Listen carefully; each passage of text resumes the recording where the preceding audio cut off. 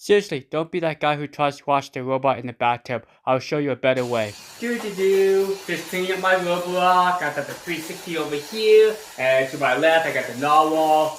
Oh, hey, how's it going, guys? Nathan here. Well, I got my turbo scrubber, and I'm scrubbing down these robots. Now they're super clean. They're brand new again. Okay, so in this video, we're going to talk about how to properly clean and maintain these robot vacuums. And one thing to note is if you get some nice fancy hand soap or chemicals put all over the robot, they become a great doorstop. So don't do that, guys.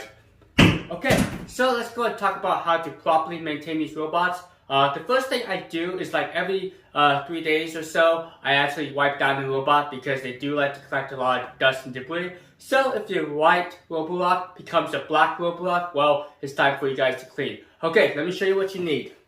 Just some water right here, that's all you need. And you just need a paper towel. Just go ahead and dip that paper towel down, not too wet, not too dry, and just kind of do a surface of the robot.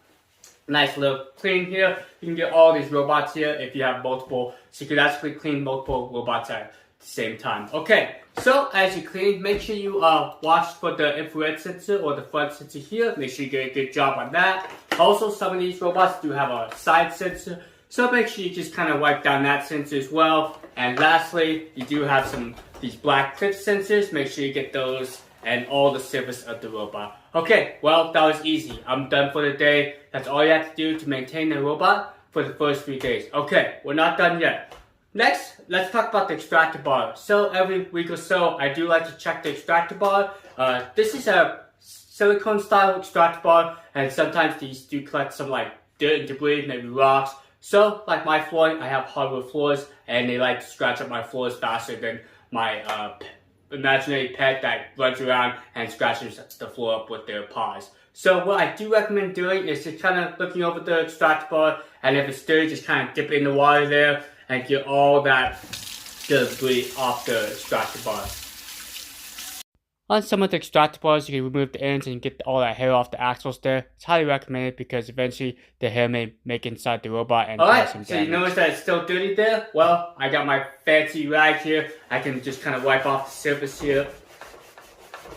Kind of give some elbow grease, and eventually we can get all this dirt debris from the extractor bar area as well.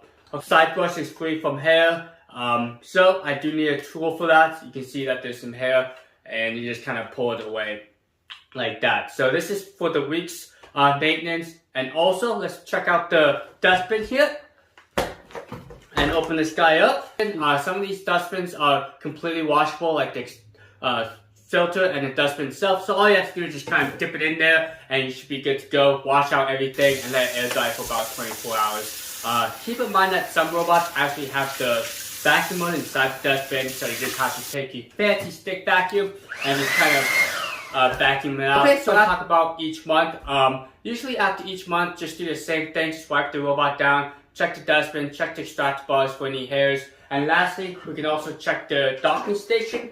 So if there's any dirt debris that's accumulating, just kind of wipe it down real quick. It's pretty simple, takes less than a second or so to do that. Now for self-emptying systems, I want to check the bag, make sure it's not completely full. Also, you can check the canister if it's a bagless system like on a Shark IQ. And with the Shark IQ self-emptying system, every 3 months or so, check the air filters. There's actually 3 of them, and make sure those don't need to be replaced. Okay, so one last thing I want to say is these robots do have reminders, so if you forget the maintenance interval, they'll actually let you know about the side brush, the filters. Well, that was it. That was super simple. There's not a lot to the maintenance, but if you just keep the dust off the robots and make sure there's no hairs clogged around the moving parts, well, these robot vacuums can last a very long time. And remember to replace the extractor bar, the side brush, and also the filters when they need to be replaced. I hope that helped. So if you have any questions, feel free to shoot a comment down below, and see you guys next time. Adios!